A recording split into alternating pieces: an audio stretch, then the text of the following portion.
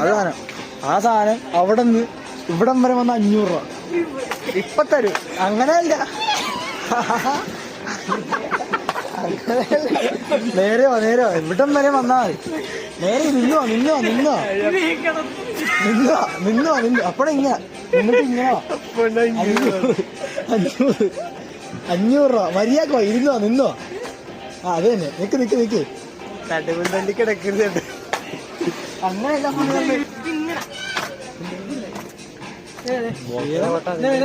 പട്ടം വേണം, വലിയ വട്ടം.